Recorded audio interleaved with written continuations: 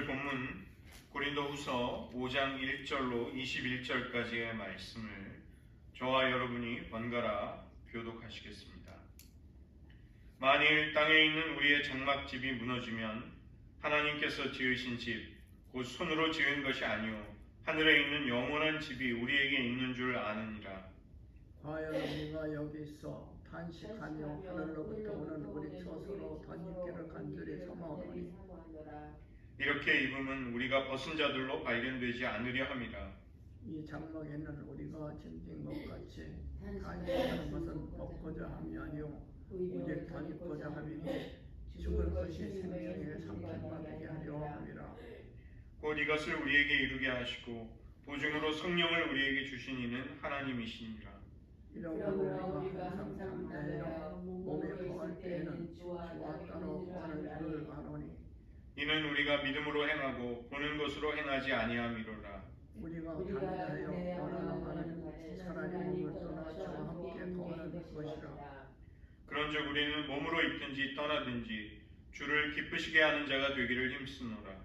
이는 우리가 반드시 그리스도의 심판대 앞에 드러나 각각 선악하세 그 몸으로 행한 것을 따라 받으려 함이라.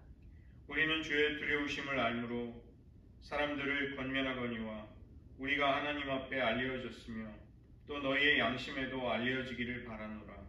우리가 다시 너희에게 자처하는 것이 아니요 오직 우리를 인하여 자랑할 기회를 너희에게 주어 마음으로 하지 않고 외모로 자랑하는 자들에게 하려 하는 것이라. 우리가 만일 미쳤어도 하나님을 위한 것이요 정신이 온전하여도 너희를 위한 것이니 그리스도의 사랑이 우리를 강권하시는도다. 우리가 생각하는데 한 사람이 모든 사람을 대신하여 죽었은즉 모든 사람이 죽은 것이라. 그가 모든 사람을 대신하여 죽으심은 살아있는 자들로 하여금 다시는 그들 자신을 위하여 살지 않고 오직 그들을 대신하여 죽었다가 다시 살아나신 이를 위하여 살게 하려 함이라. 그러므로 우리가 이제부터는 아무 사람도 육체대로 알지 아니하노라. 비록 우리가 그리스도도 육체대로 알았으나 이제부터는 이같이 알지 아니하노라. 그런즉 누구든지 그리스도 안에 있으면 새로운 피조물이라. 이전 것은 지나갔으니 보라 새 것이 되었도다. 모든 것이 하나님께로 나타나며 저와 그리스도로 말미암아 우리를 자녀 화목하게 하시고 또 우리에게 화목하게 하는 지책을 주셨으니 곧 하나님께서 그리스도 안에 계시사 세상을 자기와 화목하게 하시며 그들의 죄를 그들에게 돌리지 아니하시고 화목하게 하는 말씀을 우리에게 부탁하셨느니라. 이러므로 우리가 그리스도를 대신하여 사시되어 하나님이 우리로 너희를 권면하신 것 같이 그리스도를 대신하여 간구하노니 너희는 하나님과 화목하라. 함께 읽겠습니다. 하나님이 죄를 알지도 못하신 이를 우리를 대신하여 죄로 삼으신 것은 우리로 하여금 그 안에서 하나님의 의가 되게 하려 하심이라. 아멘. 기도하시겠습니다. 하나님 아버지, 우리를 주장하고 우리를 강권하며 우리의 인생을 이끌어가는 것이 무엇인지 다시 한번 사도 바울의 고백과 그의 삶을 통해 우리의 삶도 분별하며 깨달을 수 있게 하시고 그리스도의 사랑이 우리의 생애 전체를 주장하시며 이끌어가는 삶이 되게 하여 주시옵소서. 모든 말씀 예수님의 이름으로 기도드립니다. 아멘. 지난 시간에 저희는 사도 바울이 그 사도의 특징은 무엇인가, 세상 사람들이 보통 상식적으로 생각하는 것처럼 어떤 능력과 번영, 많은 열매, 뛰어남 이런 것이라기보다는 도리어 보화를 담은 질그릇이다 이렇게 이야기하는 것을 살펴보았습니다. 그렇다면 당연히 제기되는 그 질문이 있는 것이죠. 아무리 보배를 담았다고 할지라도 질그릇은 비참하며 연약한 것이 아닙니까? 당신이 참된 사도의 표라고 주장하는 그런 것들이 정말 정당한 것입니까? 사도 바울은 어떻게 보면 그것에 대해서 이제 더욱 보충을 하면서 그의 사도직을 변호하고 있는 것입니다. 우리는 단지 연약함과 초라함만으로 끝나지 않는다고 바울은 말하는 것이죠. 복음의 영광스러움이 무엇인가, 그리고 그 복음을 전하는 자신의 사도직의 부르심이 얼마나 영광스러운가를 바울은 더 연결해서 설명하고 있는 것입니다. 이 초대교회 당시에 이 그리스 철학의 영향으로 말미암아 소마 세마, 이것은 몸이 감옥이라는 그 하나의 문구였는데 유명한 말이었습니다. 소마 세마, 몸이 감옥이다. 몸은 인간의 영혼을 가두는 감옥에 불과하기 때문에 우리가 구원을 받는다는 것은 인간의 영이 몸으로부터 해방이 되는 것이다. 이제 이런 식으로 가르치는 잘못된 가르침을 많이 전했습니다. 교회가 그런 영지주의 이단들과 많은 싸움을 했던 것이죠. 우리가 사도신경을 고백했지만 이 초대교회의 그런 많은 그 복음의 진리를 굉장히 잘못되게 가르치고 우리를 오도하는 그런 이단들과 싸우면서 신앙 고백들이 만들어진 것입니다. 그러나 복음은 하나님께서 우리를 구원하실 때 우리를 온전하고 전인적인 존재로 구원하신다는 것을 말씀합니다. 우리 인간의 존재됨을 충만하게 완성시키시는 그런 방식으로 하나님의 구원이 이루어진다는 것이죠. 이 땅에서 우리는 지금 육신을 입고 살아가고 있는데 이 육신을 벗어버리는 것이 죽음이다. 바울은 그렇게 비유하고 있습니다. 이 땅에서 우리가 경험하는 육체적인 죽음이 무엇인가? 마치 옷을 벗어버리는 것에 비유가 된다는 것이죠. 또 옷을 벗어버린다는 것은 동시에 우리가 벌거벗은 상태가 되는 것입니다. 죽음을 이처럼 옷을 벗어버리고 벌거벗은 상태라고 볼 때 죽음은 우리가 이 땅에서 경험하고 또 누리며 또 인생을 살아가면서 겪게 되는 모든 것들을 빼앗아가는 아주 극단적인 체험이 되는 것이죠. 우리의 옷을 벗겨서 우리가 벌거벗은 존재로 모든 것을 상실하고 아무것도 할 수 없는 무력한 존재로 만드는 것이 죽음이다, 이렇게 보는 것입니다. 그러나 오늘 사도 바울은 기독교 복음은, 기독교의 진리는 이처럼 모든 것이 빼앗기고 무력하게 된 상태, 옷이 벗겨지고 벌거벗게 된 이런 상태가 계속되는 것이 아니다, 이렇게 말합니다. 그리스도의 구원을 경험한 우리는 이 땅에서 우리의 불완전함을 가지고 물론 살아가고 있지만 하나님이 장차 이루실 구원의 완성을 사모하면서 그것을 기다리면서 소망 가운데 살아가는 것이죠. 그냥 벗어버리는 것, 벌거벗은 채로 끝나는 것이 우리들의 삶이 아니라는 것입니다. 그러면 무엇이 우리를 완성하는가? 바울은 그것을 덧입는 것이다, 이렇게 표현합니다. 덧입게 되는 것이 우리의 구원을 완전하게 이루어 가시는 하나님의 은혜이다. 5장 1절을 보시면 땅에 있는 우리의 장막집이 언젠가는 무너진다고 말씀합니다. 이미 4장 16절에서도 사도 바울은 우리의 겉사람이 낡아지고 있다고 말합니다. 고난에 굴복하고 죽음에 맡겨질 수밖에 없는 이 땅에서의 삶, 이 지상에서의 실존, 이것이 우리의 삶의 모든 것이 아니다. 그것이 너희들의 인생의 본질이 아니다. 이렇게 바울은 말합니다. 우리는 그리스도 안에서 우리의 속사람이 날마다 새로워지는 것을 경험하죠. 이것은 하나님의 생명을 우리가 천국에 가서라야 경험한다기보다 이 땅에서부터 하나님의 은혜를 경험하면서 살아가는 것을 말하는 것입니다. 그 때문에 우리가 덧입게 된다는 이 소망, 하나님의 생명과 하나님의 충만함으로 우리의 존재가 채워진다는 이 소망은 단지 천국에 가서야 이루어지는 것이 아니라 지금 이 땅에 우리가 육신을 가지고 살아있는 동안 이미 여기에서 하나님의 통치와 하나님의 생명을 경험하면서 이 은혜를 이미 받고 있는 것입니다. 그리고 그 절정이 예수님의 재림을 통해서 이제 완성이 되는 것이죠. 낡아가고 쇠락해가는 겉사람, 그리고 무너지는 땅에 있는 장막은 우리가 임시로 사는 임시 거주지와도 같은 것입니다. 이 텐트라는 것이 사람이 정착하려고 텐트를 치지는 않죠. 물론 몽고 사람들은 이제 유목민이니까 텐트를 치고 살았지만 우리가 장차 덧입게 될 미래의 몸이라는 것은, 부활의 몸이라는 것은 우리가 영원히 살게 될 처소, 우리의 거주지가 되는 것입니다. 그렇지만 손으로 지은 것은 불완전하고 한시적이고 일시적일 뿐인 것이죠. 그러나 하늘로부터 오는 장막, 인간이 만든 것이 아니라 하늘로부터 우리에게 오는 장막은 신적인 것이고 우리의 처소가 되는 것입니다.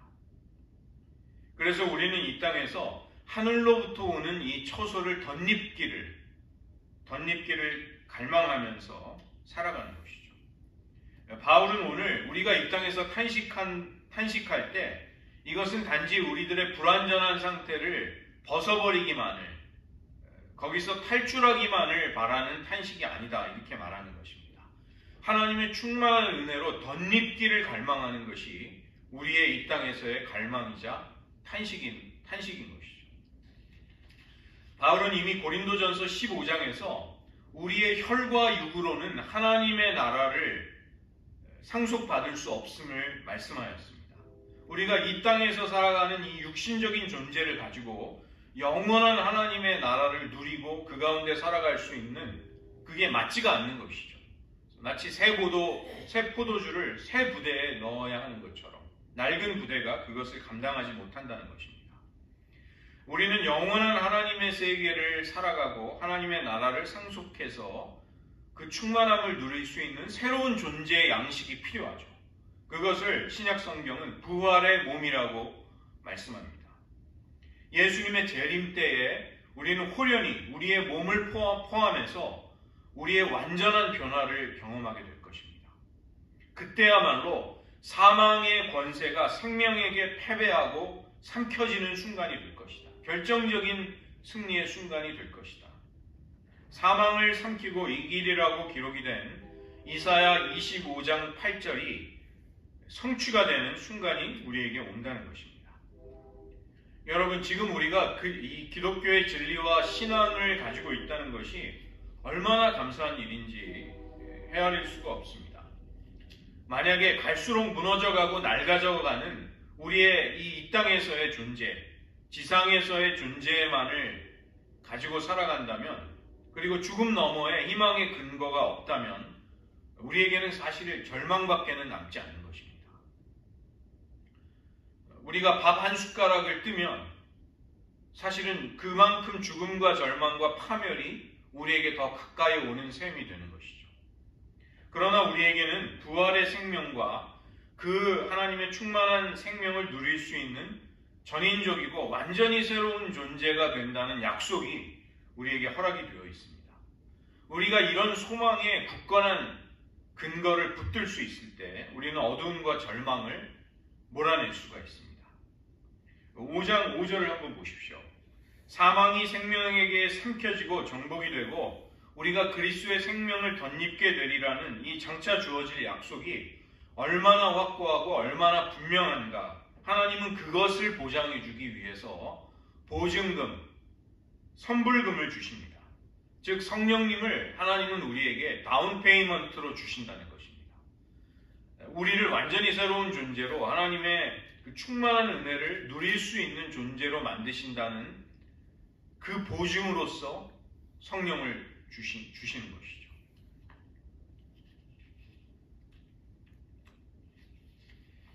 성령님은 우리가 성령을 받게 될 때 여러 가지 은혜를 체험하고 은사를 체험하지만 단지 그 정도의 차원이 아니라는 것입니다. 성령님은 우리에게 약속이 된 이 엄청난 분깃, 하나님 나라에서 우리가 차지하게 될 몫이 분명히 하나님이 그것을 주시리라는 보증으로서, 약속의 확증으로서 우리에게 이미 허락이 된 것입니다. 성령을 받은 사람, 성령이 그 사람 안에 내주하시고 있는 사람은 이 하나님의 약속을 자신의 것으로 굳게 붙들고 그것이 확실히 주어지리라는 약속을 가질 수 있는 것입니다. 두 번째로 6절부터 10절을 보시면 우리는 지금 아직 하나님 곁에서 살아가는 영원한 본향에 도달하지 못했죠. 그러나 이것이 우리를 낙심시키는 것이 아니라 도리어 그것이 이 땅에서의 삶을 충실하게 살아갈 수 있는 부르심과 책임감을 일깨워 준다는 것입니다. 우리가 지금 육신을 입고 몸을 가지고 이 땅에서 살아가고 있는 한 사도 바울은 그것을 우리는 주님과 따로 살아간다, 주님과 분리된 채로 살아간다, 이렇게 말씀합니다. 우리가 얼마나 신실하냐, 충성되냐, 잘 믿느냐의 문제가 아니라 우리 존재가 가지는 한계 때문에 우리는 주님과 따로 살고 있는 것입니다. 그 때문에 바울은 5장 8절에서 나는 차라리 육신의 몸을 벗고 주님과 함께 있기를 갈망한다. 그분과 완전히 새로운 차원으로 연합해서, 깊이 연합해서 주님과 더불어 살아가는 그 삶을 나는 간절히 원하노라, 이렇게 말씀합니다. 우리에게 이런 소망, 하나님이 우리에게 장차 주실 은혜의 실체가 있기 때문에 우리는 단지 보는 것으로, 만지는 것으로, 물리적인 것으로, 이 세상의 인간적인 척도만으로 모든 것을 보거나 판단할 수가 없는 것입니다. 우리는 하나님이 우리에게 주신 구원의 소망, 즉 단지 벗어버리고 벌거벗은 상태로 버림을 받는 것이 아니라 장차 그리스도 안에서 충만한 생명을 덧입게 되리라는 그 믿음을 가지고 살아가는 것이죠. 만약에 이것이 진리라면 우리는 이 진리를 확고히 붙들고 기뻐할 수 있습니다. 우리가 내세 장차 들어갈 하나님의 나라만을 바라보면서 삶의 현실을 도외시하고 내팽개치고 그런 식으로 살 수는 없다는 것입니다. 이 불건전한 종말론, 잘못된 종말론에 빠지게 되면 사람들은 현실을 도피하게 됩니다. 이 땅에서 끝장날 이 땅의 일에 왜 관심과 노력을 기울이냐는 그런 인생의 태도를 가지는 것이죠. 그러나 성경적인 종말의 신앙, 성경적인 부활의 신앙은 우리가 몸을 가지고 있든지 몸을 떠나게 되든지 주님을 기쁘시게 하는 자로 살아가고 싶은 그 소원이 생기는 것입니다. 나를 그토록 사랑하시는 주님을 기쁘시게 해드리려면 내가 무엇을 해야 할까? 내가 어떻게 살아야 할까? 어떤 선택을 해야 할까? 거기에서 삶의 근본적인 이유와 동기와 목적과 방향성이 분명해지는 것이죠. 5장 10절을 보시면 그리스도의 심판대가 나옵니다. 심판대. 이 심판대라는 말이 헬라어로 베마라는 말인데, 이 그리스도의 심판대라는 말은 단지 죄인만을 심판하는 자리가 아니라 모든 인간이 장차 하나님 앞에서 자신의 삶 전체를 직고하게 되는, 그대로 다 고해야 하는 그 자리, 그 심판의 자리를 그리스도의 심판대, 그리스도의 베마라고 합니다. 피조물인 우리가 창조주이시며 우리를 주관하시는 왕 되신 주권자이신 그리스도 앞에서 우리가 인생을 어떻게 살아왔노라고 다 진술해야만 하는 그 자리가 모든 사람에게 있다는 것입니다.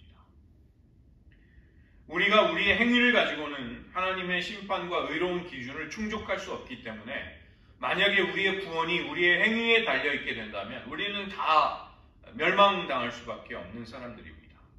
그러나 그리스도의 대속의 사랑, 우리를 대신하시는 하나님의 아들의 죽음과 부활을 통해 우리는 구원을 받습니다. 그러나 그와 아울러 오늘 사도 바울이 말씀하고 있는 이 그리스도의 심판대 앞에 우리가 서게 되는 그것이 우리를 앞두고 있는 것이죠. 우리는 이 그리스도의 베마, 심판대 앞에 서서 우리가 어떠한 삶을 살았는지를 판결받게 될 것입니다. 선악간에 우리가 몸을 가지고 살아왔고 행했던 모든 것을 하나님 앞에 심판받게 되는 것입니다. 세 번째로 사도 바울은 그리스도의 사랑이 강권하시는 가운데 내가 모든 사도로서의 삶을 살았노라. 내가 사도로서 사역하고 너희들을 돕고 여러 가지 활동을 했던 것은 그리스도의 사랑이 나를 강권하셨기 때문이다. 나를 이끌어 가셨기 때문이다. 나는 거기에서부터 사도로서 너희에게 모든 일을 행했노라, 이렇게 말합니다. 5장 12절을 보시면 마음으로 하지 않고 외모로 자랑하는 자들을 바울이 부르고 있는데 이들이 바로 거짓 사도들과 거짓 교사들입니다. 이들은 순수하지 않은 의도로 사람들의 마음을 얻어서 사람들을 사로잡으려고 했던 것입니다. 그들은 마치 아주 특별한 계시의 체험, 어떤 황홀경에 들어가는 영적인 상태, 그런 것이 신앙의 깊은 차원이라는 양 사람들을 그릇된 길로 인도하였습니다. 그러나 사도 바울은 하나님이 그리스도 안에 계셔서 세상이 자기와 화목하게 하기를 기뻐하신다는 이 복음의 단순하고 명확한 진리, 이것을 분명히 선포하였던 것이죠. 그가 사도로서 선포하고 가르쳤던 그 내용, 그 근거는 모든 사람을 위한 예수님의 죽음이었습니다. 모든 사람을 대신하는 예수님의 죽음. 그것이 사도로서 전파했던 바울의 복음의 핵심이었습니다. 5장 14절을 보면 그리스도의 사랑이 우리를 강권하시는도다. 그리스도의 사랑이 바울로 하여금 자기가 사도로서 어떤 다른 행동을 하도록 다른 선택의 여지를 남겨놓지 않으셨다는 것입니다. 나는 하나님의 사랑이 나를 주장하시고 이끄는 대로만 살아갈 수밖에 없었노라. 나는 사도로서 하나님의 사랑이 나를 주장하시고 나를 강권하시는 그 방향으로만 내가 일했노라. 이렇게 말하는 것입니다. 5장 14절 한 사람 예수님의 죽음, 이제 여기서부터 그리스도의 십자가의 성격을 바울이 말씀하죠. 한 사람 예수님의 죽음은 모든 사람을 대신하는 죽음이죠. 그래서 대속의 죽음입니다. substitutionary, 대신하는, 대속의 죽음. 그 다음에 이 예수님의 죽음은 모든 사람을 대표하는 죽음입니다. Christ as a representative. 우리를 대표하시는 분으로서의 예수님이 죽음을 당하셨기 때문에 예수님의 죽음은 모든 인류를 대표하는 죽음이 되는 것이죠. 그리고 또 예수님은 그 예수님의 죽음 안에 모든 사람을 포함시키셔서 그렇게 죽음을 맞이하십니다. 그래서 예수님은 혼자 죽으신 것이 아니라 예수님과 연합한 우리도 그 십자가의 죽음의 자리에서 우리도 죽은 것입니다. 그래서 공동의 죽음이 되는 것이죠. 이처럼 예수님의 십자가의 죽음에는 세 가지의 의미가 있습니다. 물론 수없이 많은 다른 의미도 있지만 크게 우리를 대신하는 대속의 죽음, 그리고 모든 인류를 우리를 대표하는 죽음, 우리를 연합시키고 자신 안에 포함시켜서 함께 죽는 공동의 죽음, 예수님과 연합된 우리가 함께 죽는 것이죠. 5장 15절을 보시면 예수님의 죽음과 부활을 알지 못하는 모든 사람의 삶의 목표와 방향성은 자기 자신을 위해 사는 것이었습니다. 인생이 오직 여러 가지 다양한 인생의 길을 산다 할지라도 가장 근본적인 인생의 동기가 무엇인가? 그냥 자기 자신을 위해서 사는 것이죠. 그러나 예수님의 죽음과 부활은 우리에게 완전히 새로운 삶의 방향성과 삶의 이유와 목적을 가져다 줍니다. 우리를 대신해서 죽었다가 다시 사신 예수님을 위해서 사는 것이 이제 구원을 경험한 사람들의 삶의 의미이자 목적이 되는 것입니다. 우리의 삶은 이제 그 새로운 목표를 향해, 새로운 의미를 향해 나아가고 움직이게 된 것입니다. 우리가 이전에 단지 인간적인 척도를 가지고, 인간적인 세상적인 기준을 가지고 모든 것을 판단하고 우리 자신을 보았습니다. 심지어는 그리스도도 육신대로 보았다. 육신대로 판단했다. 바울은 그렇게 말씀합니다. 그러나 이제 우리는 예수님이 그분의 희생과 사랑을 통해서 우리를 이끌고 가시는 새로운 삶의 영역으로 들어가게 되었습니다. 사랑의 아들의 나라로 우리를 옮겨주셨습니다. 이전에 우리가 보고 판단하고 생각하던 것처럼 이전과 똑같은 방식으로 우리는 더 이상 살 수 없는 것이죠. 누구든지 그리스도의 사랑과 그분의 영접을 받게 되면 그분에게로 이끌린 사람은 새로운 피조물이 됩니다. 하나님이 그리스도를 통해 원수된 우리를 자기와 화목하게 하셨습니다. 그리고 거기에서 그치지 않고 하나님은 우리에게 화목하게 하는 직분을 맡겨주시고 화목하게 하는 말씀을 우리에게 전하라고 부탁하십니다. 이전에 하나님이 그리스도를 우리에게 보내셔서 자기와 우리를 화목하게 하셨다면 이제는 우리가 그리스도를 대신하는 사신이 되어서 우리를 보내신 곳에 가서 너희는 하나님과 화목하라는 이 복음의 말씀을 화목의 메시지를 전하게 하신 것입니다. 그래서 우리는 여전히 피조물이지만 완전히 새로운 피조물이 되었습니다. 우리의 주인이 바뀌었고 우리의 소속도 바뀌고 인생의 방향과 의미와 목적이 모두 바뀐 것이죠. 5장 21절을 보시면 하나님이 그리스도에게 행하신 일, 그것과 정확하게 대칭이 되어서 하나님이 그리스도에게 행하신 일 때문에 우리에게 엄청난 일이 일어납니다. 하나님은 그리스도를 죄인이 아니라 죄가 되게 하셨습니다. 그리스도의 십자가에 매달려 계신 예수님은 하나님 보시기에 죄인이 아니라 그분이 너무나도 끔찍해서 얼굴을 돌리시는 그런 죄가 되는 것이죠. 죄의 덩어리, 죄 그 자체가 되신 것입니다. 우리의 죄와 저주가 그분에게로 옮겨가서 하나님의 심판이 하나님의 아들에게로 임한 것입니다. 예수님이 하나님 보시기에 죄가 됨으로써 우리에게 어떤 일이 일어나는가? 우리는 하나님의 의가 되는 그런 놀라운 일이 일어나게 됩니다.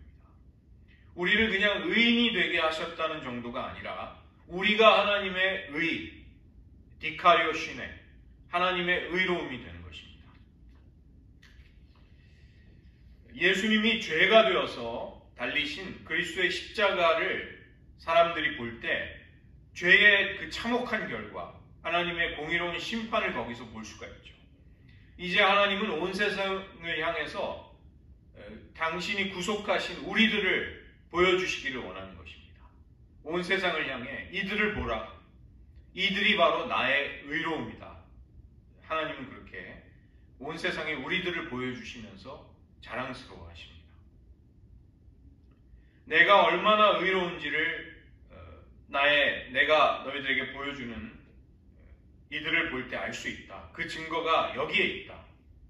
내가 나의 독생자를 희생시켜서 구원한 나의 자녀들이야말로 나의 의로움이다. 이렇게 말씀하십니다. 우리 그리스도인은 낙심하고 절망하지 않을 수 있는 이유를 가진 사람입니다. 하나님은 우리가 단지 낡아져가는 옛사람으로만 그렇게 살도록 하지 않으셨습니다.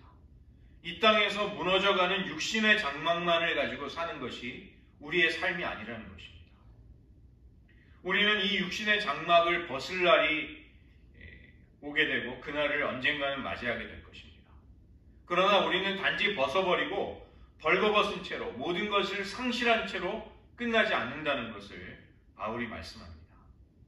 우리는 이미 날마다 새로워지는 속사람을 통해 하나님의 생명을 경험하고 있고 하늘로부터 임하는 영원한 처소가 우리에게 임해서 그것을 덧입기를 우리는 간절히 소망하고 있습니다.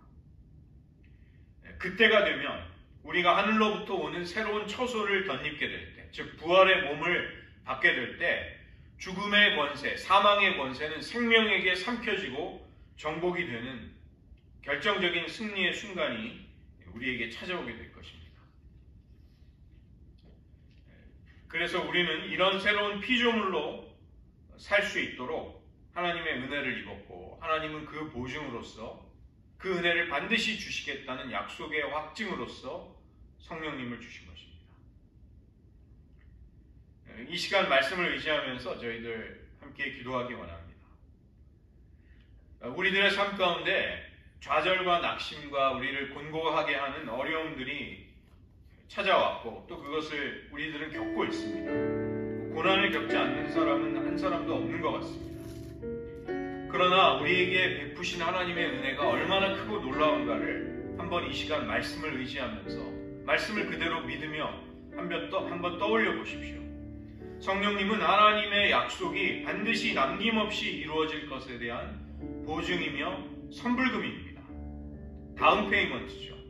이것은 우리에게 하나님이 풀 페이먼트, 그분이 약속하신 모든 것을 반드시 주시리라는 확증입니다.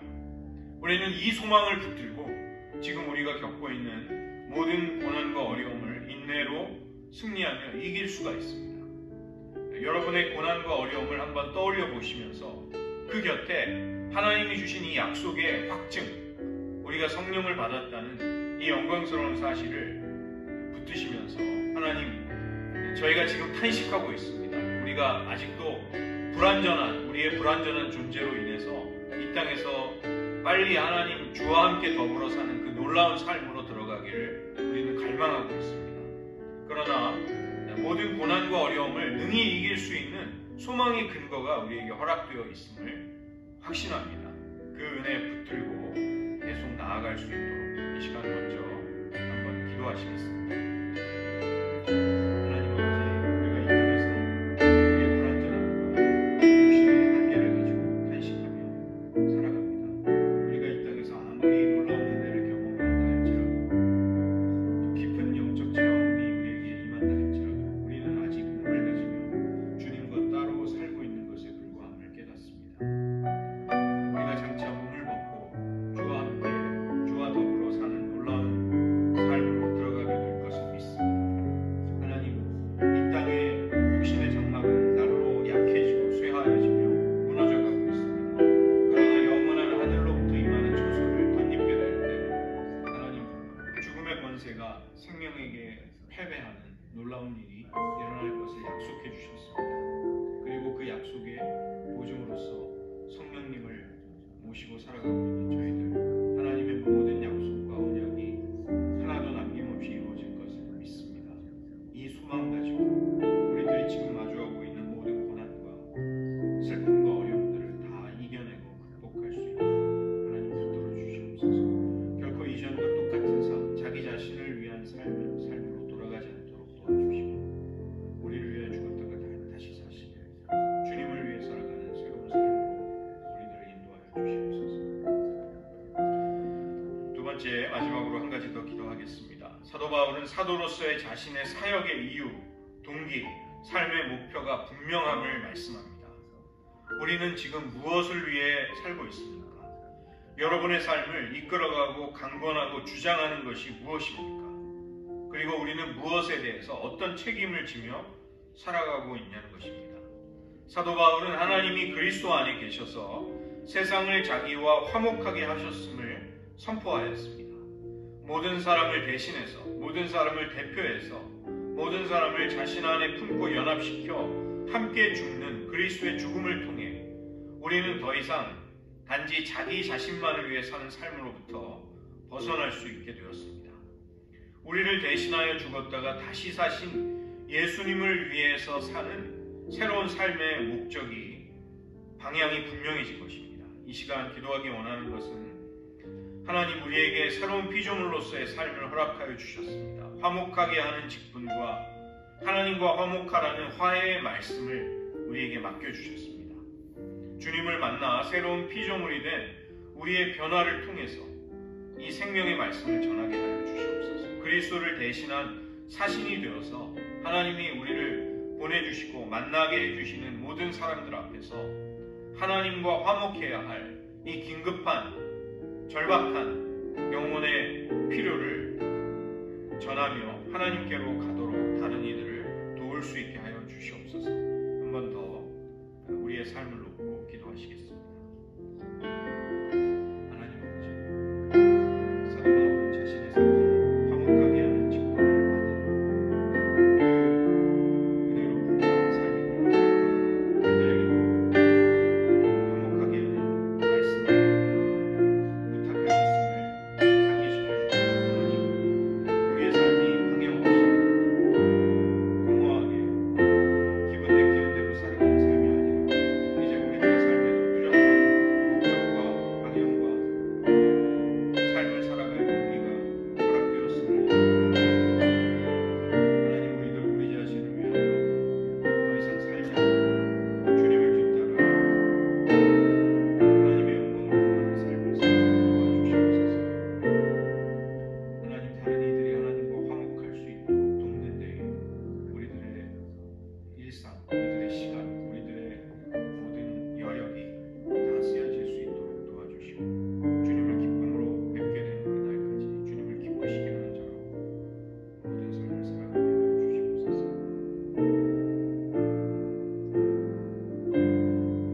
기도하겠습니다.